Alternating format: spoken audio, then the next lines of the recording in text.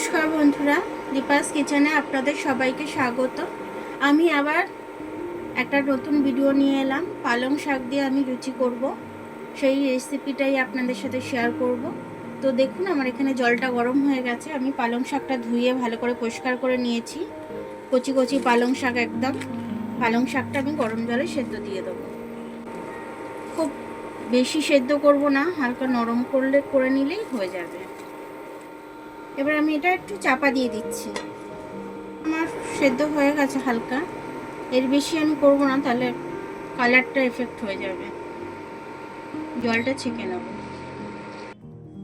এটা ছেঁকে নিয়েছি জলটা আমি। ঠান্ডাও হয়ে গেছে, যেহেতু অল্প জিনিস, ঠান্ডাও হয়ে গেছে। তো আমি এটা মিক্সিতে পেস্ট করে নেব। আমি একটু চিনি দিয়ে দেবো, কারণ আমরা রান্না করতে গেলেও পালং শাকে চিনি দিই আমরা, কারণ পালং শাকটা একটু আতি আতি ভাব থাকে, সে কারণে। এবার এটাকে আমি পেস্ট করে নেবো, আর চিনি দেবো না। পেস্ট করে নিয়েছি। এটার মধ্যেই আমি আটাটা মেখে নেব। হাতে করে ক্রাশ করে আমি দিয়ে দিচ্ছি। দিয়ে দিলাম এটার মধ্যে। এবার আমি আটা দিয়ে দেবো। স্বাদ অনুযায়ী নুন দিয়ে দিলাম। এবার আমি এটা থেকেই মেখে নেব, জল দেব না। এটা আমার মাখা হয়ে গেছে। এবার আমি একটু তেল দিয়ে দেবো আটাটার মধ্যে।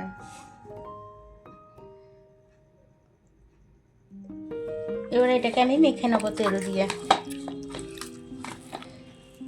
এটা আমি এবার একটু চাপা দিয়ে রেখে দেবো। আটাটা আমার সেট হয়ে গেছে, খুব সুন্দরভাবে নরম হয়েছে, খুব সুন্দর। এবার আমি এটার থেকে ডো কেটে নেব।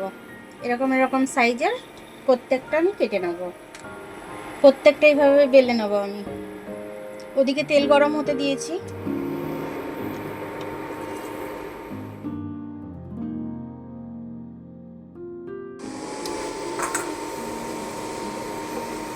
এরকম টোপরের মতো করে ফুলে উঠবে প্রত্যেকটা।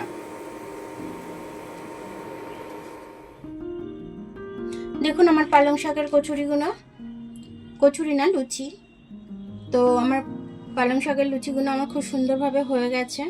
এটা কিন্তু আমি ঝাল ঠাল কিছু দিইনি, বাচ্চারা অনায়াসে খেতে পারবে। তো আপনারা তো খাবেনই, বাচ্চারাও খুব মজা করে খাবে। একদিন খেলে আবার একদিন দ্বিতীয় দিন বলবে বানিয়ে দিতে, মা বানিয়ে দাও করবে। তো এরকমভাবে আপনারা বানিয়ে একদিন খাবেন, খেয়ে কমেন্টস করে জানাবেন যে আপনাদের কেমন লাগলো ভিডিওটা। আমার ভিডিওটা দেখার জন্য অনেক অনেক ধন্যবাদ। আমার ভিডিওটা যদি পছন্দ হয়, লাইক, সাবস্ক্রাইব, বেল আইকনটা একটু টিপে দেবেন। আর যদি ফেসবুক থেকে দেখেন, লাইক আর ফলোটা একটু করে দেবেন।